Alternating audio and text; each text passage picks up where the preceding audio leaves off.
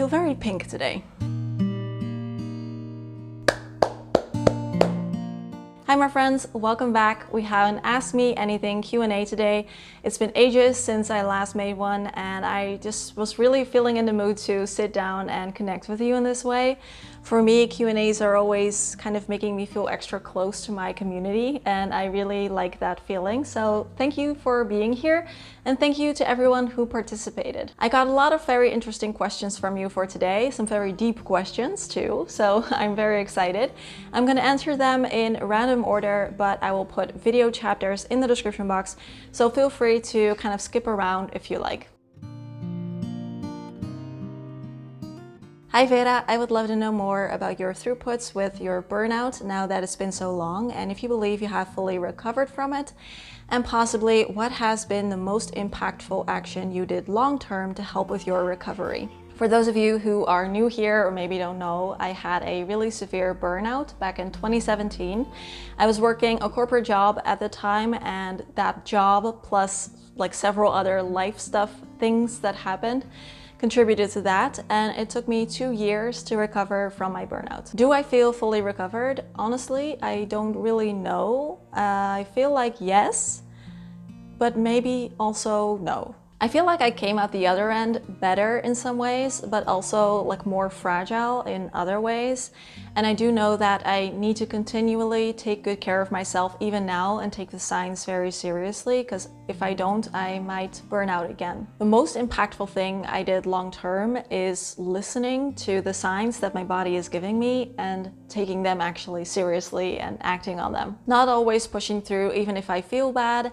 If I need to sleep more, I sleep more. If I start to feel a headache coming on from work, my first instinct is still to just continue working and ignore it.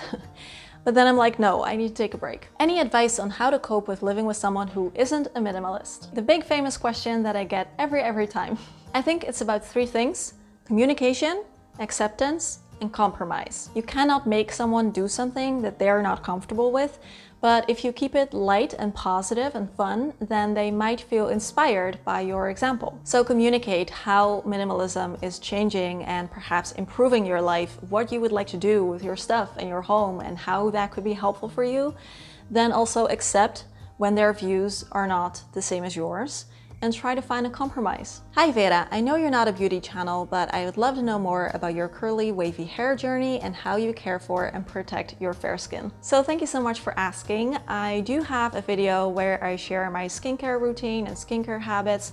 It's a little old, but I basically still do about the same things as I said in that video, so I will leave it for you in the description box plus right there in the card. And for my hair, I feel like I finally have a routine down now that kind of works for me most of the time. So actually let me know in the comment section if you would like to see me do kind of like a minimalist beauty routine video where I could go over things like skincare, hair care, makeup, nail care, things like that. Let me know in the comments. Like you said, I'm not a beauty channel, so I have no idea if there are many people interested in that video. So let me just ask it here.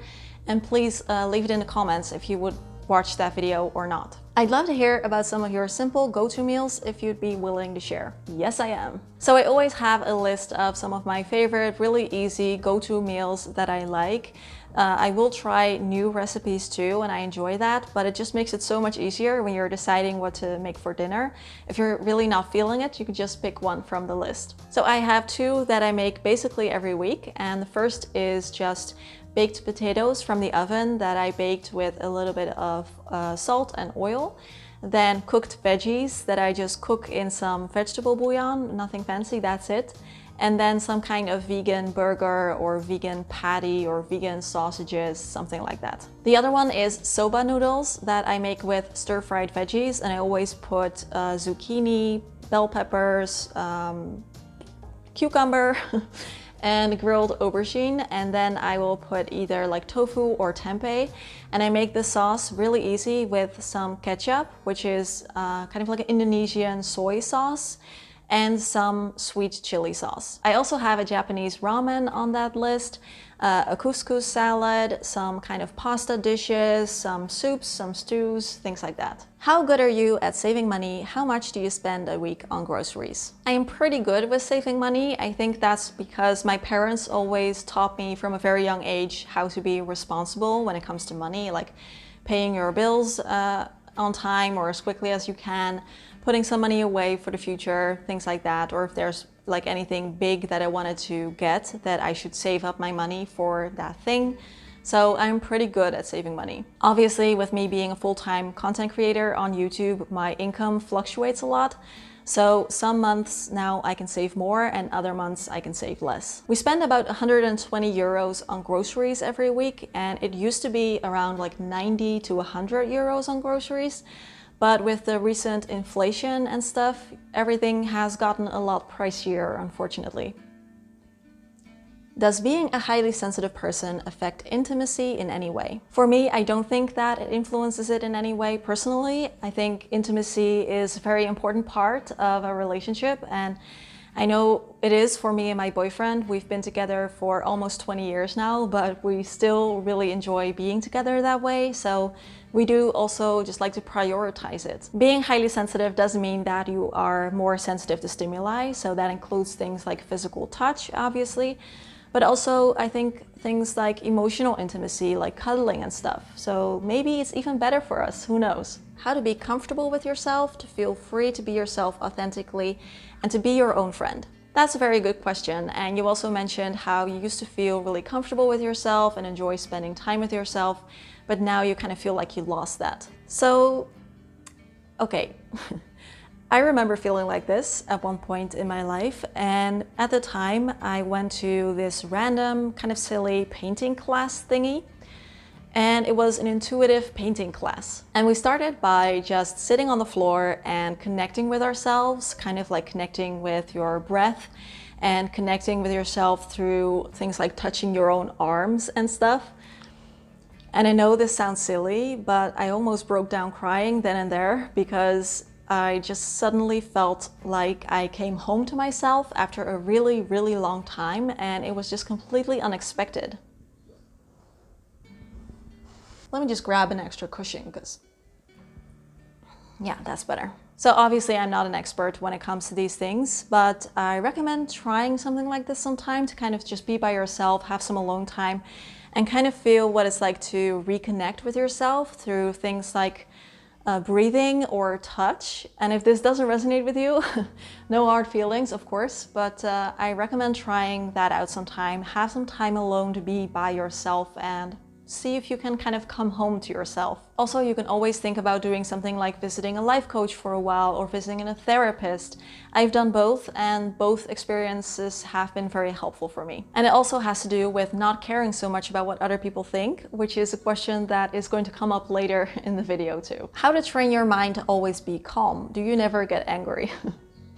This is a funny question. Yes, I definitely get angry sometimes. I think it's not necessarily about training your mind to always be calm, because I don't think that's realistic, but it's more about learning to notice your experiences, notice your emotions, instead of getting swept up by them. So noticing them, acknowledging them, letting them be there without judgment, but then also letting them go when it's time for them to go.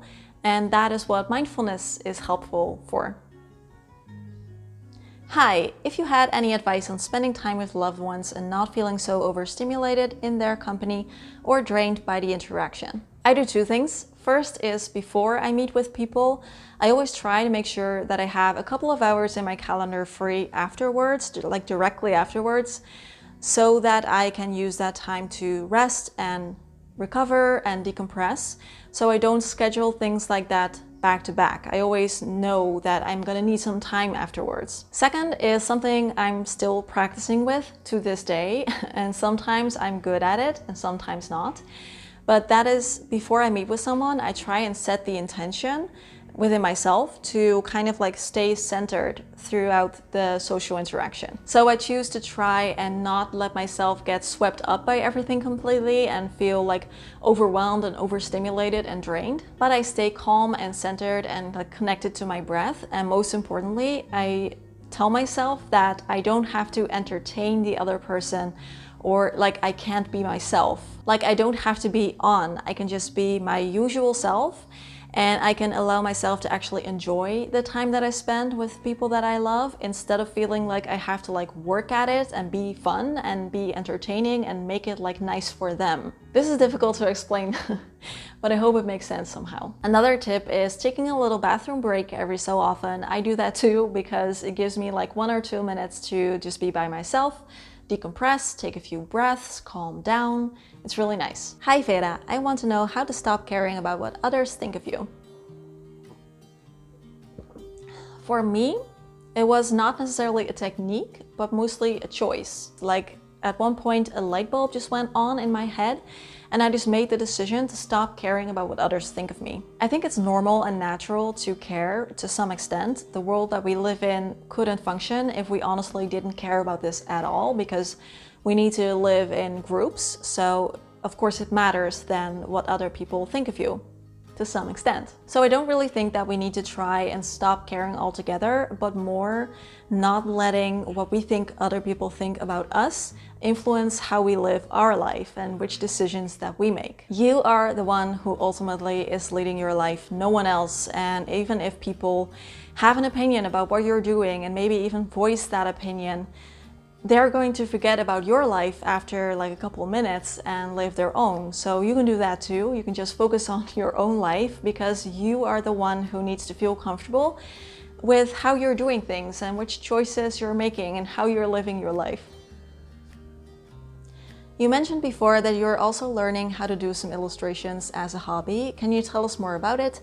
Which artists or courses do you follow? Yes, thank you so much for asking. I decided to take up digital illustrations in Procreate a while ago. It was something that I've been wanting to do for a long time, and I'm having a lot of fun with it. It's also harder than I expected it to be because you have to be able, or in my case, learn how to draw, but also learn how to use the program. So there is that. But on the other hand, it's also easier and more forgiving in other areas than creating something like on paper or on canvas or something. Right now, I'm still very much learning the basics when it comes to things like, you know, art, drawing techniques, color theory, also things like layers and clipping masks and alpha lock and all of these little brushes that are available in Procreate. And most of these things I'm learning through Skillshare classes. My hope is that I will be able to create really beautiful artwork for Simple Happy Zen and have that be available in like an Etsy shop or something,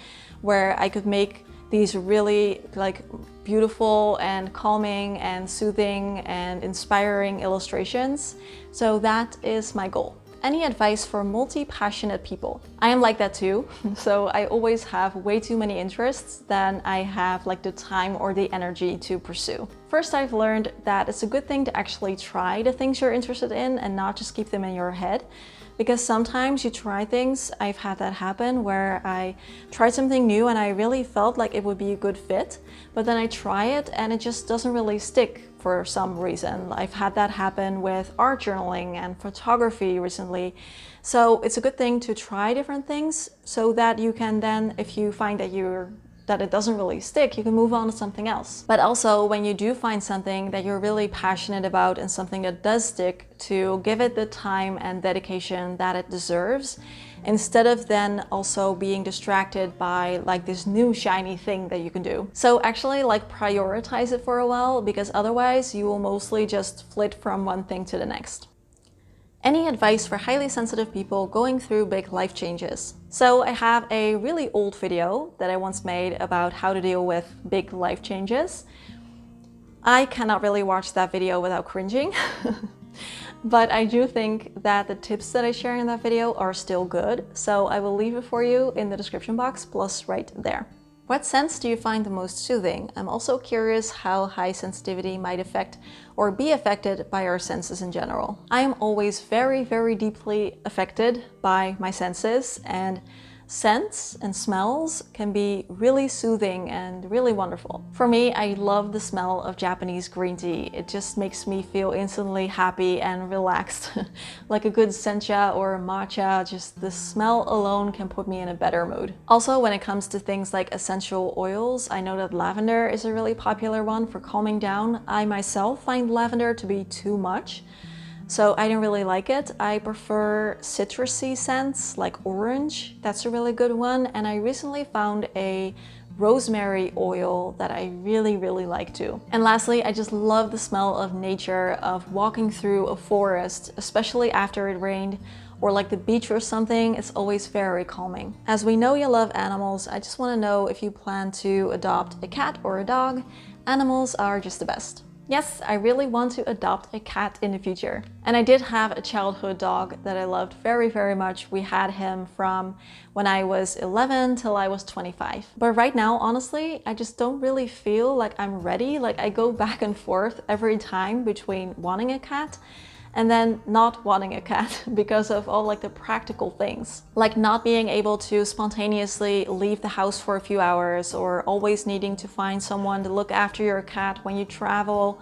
Also, things like the costs of food and medical care and stuff like that freak me out, honestly, because I love that freedom that I have right now. So I'm just not sure when, but I do know that I will do it one day. I would love to hear more about your country, what you enjoy or don't enjoy about living where you live. Is there somewhere else where you would move to if you could? Mostly, I really enjoy living in the Netherlands. I was born here, I like it here. I like our views on, for example, things like work-life balance. I like that we have affordable healthcare, even though that can definitely be improved. And lots of other things. I did make a couple of videos on Patreon discussing exactly like what it's like living here, what I like about it, what I dislike about it. I also made a video about the Dutch version of hygge, which is called gezellig. So you can always join our Patreon if you want to watch those videos. And I might make a Q&A specifically about what it's like living in the Netherlands on YouTube sometime as well. How have you found balance in general and day-to-day of your highly sensitive person needs and what you need to do to provide for yourself? So, that is a good question. I feel like I have found a balance, but it is delicate and I honestly still need to work at that balance every single day. Because my natural way of doing things is always just working until I am completely and utterly exhausted. So my natural way is prioritizing the thing that needs to get done over how I'm feeling. So the advice that I share on the channel is also advice that I practice with myself. And of course, this also depends on your personal situation and circumstances. Like I'm very fortunate right now to be able to work from home by myself as a full-time content creator. So I am more flexible in fitting my schedule around how I'm feeling. Even if I am working more hours than I used to work, I work kind of hard, but I have more flexibility, and it would be harder for me to have that balance if I was still working a corporate job. So I realized that as well. I think it all comes down to knowing what it is that you need to do to feel happy and healthy, and then like purposefully trying to do these things as well as you can within the limits of kind of like the boundaries set by things like your work and other obligations. I always recommend reflecting on what it is that makes you feel good and healthy and happy, which activities or which food or which guidelines or rules, and also what makes you feel bad and unhappy. And then writing these things down and actually using them to make a list of kind of like personal policies, things that you can do to create more of that balance for yourself, and then use that list as a guideline. What are some unusual symptoms or side effects you notice from being highly sensitive? For example, for me, it's feeling nauseated or getting migraines if I do too much activity. Oh, how much time do you have? So first of all, I personally don't really like the words side effects or symptoms, because it makes high sensitivity sound like kind of like a medical disorder or a disease, and it's not. But I get what you mean. I also get nauseated or headaches from too much activity. I also get headaches from wind. So if I go out and it's windy, I always have to bring like my earmuffs. Or from cold also. If my ears get cold or if there's like wind, I get a headache, like a really bad headache really quickly. Also, I don't know if this is related to high sensitivity or not, but I also have things like I have mild IBS. I'm very sensitive to hormone fluctuations, so I have PMDD. I've also had Tietze syndrome ever since I was a little kid, which is benign, but can be very painful. And again, I'm not sure if these things are really tied to me being highly sensitive, but with all of them, I did hear that they can be caused by being extra sensitive to things like stress or hormone fluctuations. So who knows? I also have a really sensitive stomach, so I cannot really eat things like vegan yogurt. Not because it's vegan, but because of the acidity, and you know, I could go on and on. Hi Vera, how did you manage to find your personal style regarding fashion and beauty, makeup? I witnessed a transformation you had ever since starting YouTube, and your style is evolving better and better ever since. It shows your true beauty. Thank you so much for that very kind, sweet, lovely question. This is funny because I have never considered myself to be a stylish person, and I still don't.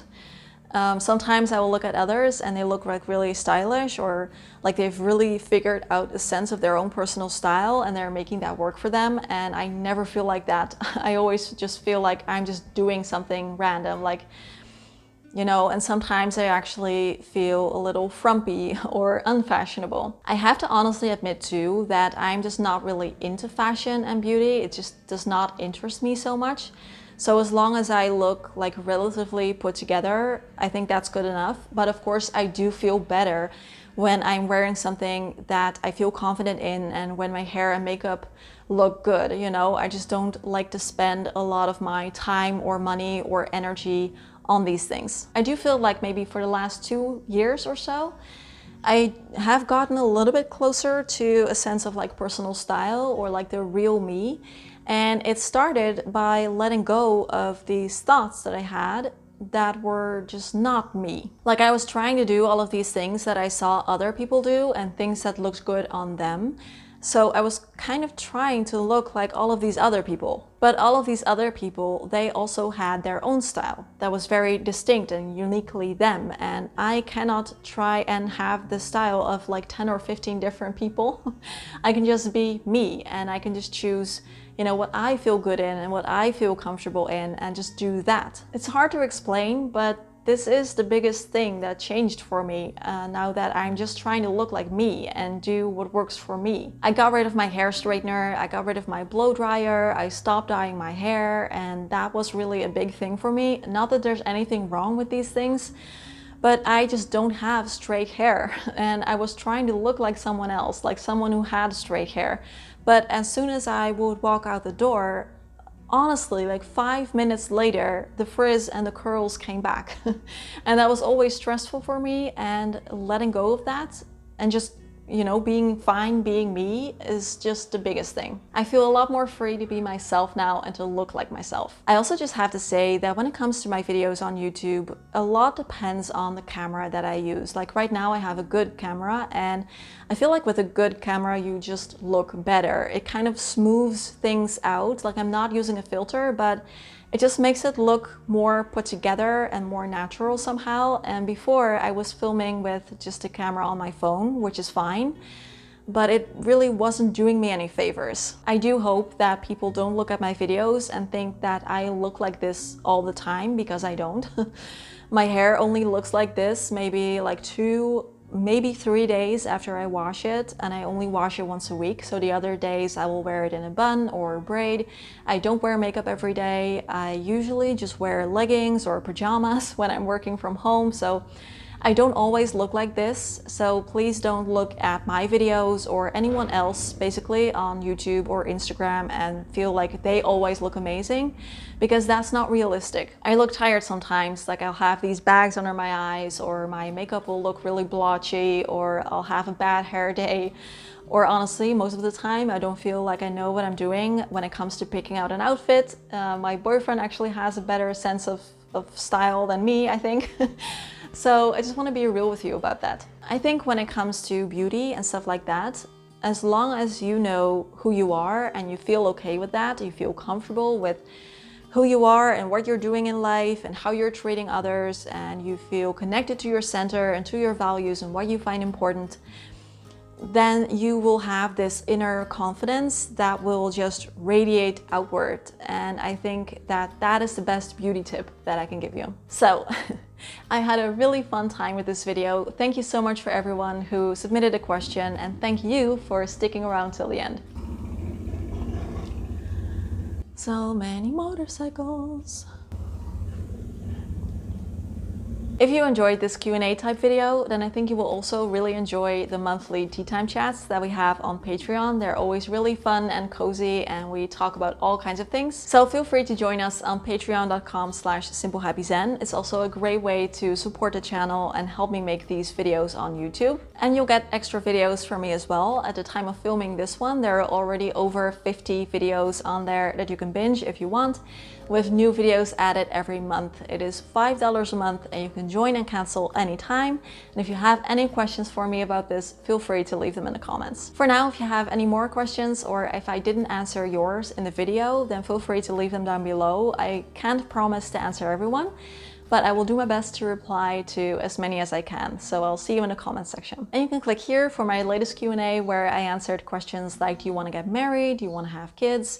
What is your job like? A bunch of minimalism related questions. So feel free to check it out. As always, questions, comments, conversations down below. Thank you so much for being here, and I will see you again this Saturday with a new video.